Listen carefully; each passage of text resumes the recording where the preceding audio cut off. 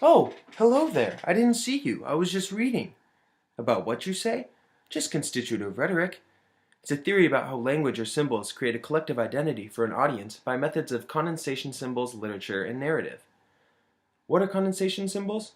Well, Doris Graeber said it best in his article, Verbal Behavior in Politics, in the University of Illinois Press in 1976, in that they are names, words, or phrases which stir vivid impressions involving the listener's most basic values and readies the listener for action. What was that? Oh, this picture here, huh? This is just something I found that demonstrates constitutive rhetoric, which in return gives this photo rhetorical force. Yes, I know. You're asking yourself, what claims do I have to support that argument? Well, I will use a couple claims from Maurice Charland's article, Constitutive Rhetoric, The Case of the People Québécois, in the Quarterly Journal of Speech, Volume 73, Issue 2, from 1987, pages 133 to 150. The first claim we'll talk about is Althusser's theory of interpolation with Burke's theory of identification, how they connect to form constitutive rhetoric. The significance of constitutive rhetoric and how it positions the subjects will be the second claim, and the final claim will address one of the ideological effects that Charland's theory suggests. So, for my first claim, Louis Althusser, a French philosopher, talked about a theory of interpolation, where interpolation is the act of a subject being called or hailed into a situation. Kenneth Burke, a literary theorist, believes in identification, where identification is when a person connects to a subject, when they become part of an audience. Maurice Charland puts these two together to create constitutive rhetoric.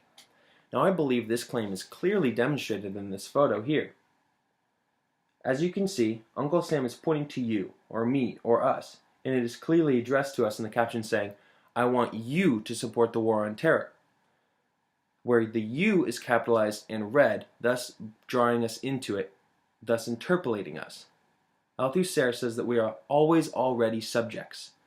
The you in this case is just what brings us forward. As for the identification piece, it is up to you to identify or not. Some of you may support the war, some of you may not. In either case, you are becoming a part of an audience. You are joining a group who supports the war or a group who doesn't. In both cases, this photo is calling a common collective identity into existence. Now, my second claim ties in very closely with my first.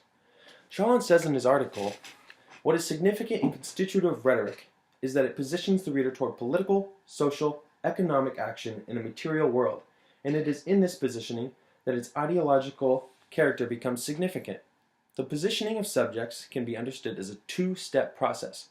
First, audience members must be successfully interpolated, and second, constitutive rhetoric must require that its embodied subjects act freely in the social world to affirm their subject position.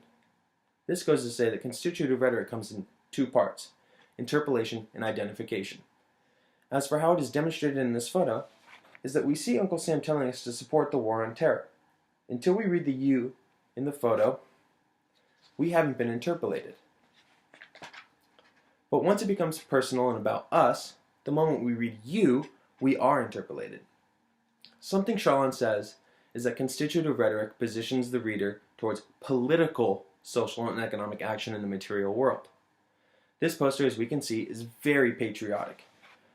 Uncle Sam is a symbol for America's government and the United States as a whole.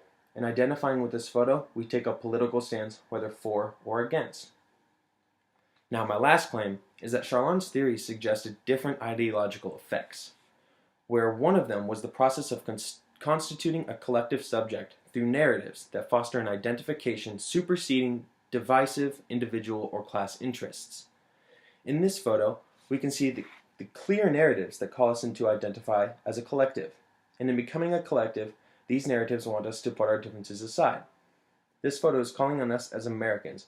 We need to support the troops no matter what because they are fighting for us regardless of our stance on the war.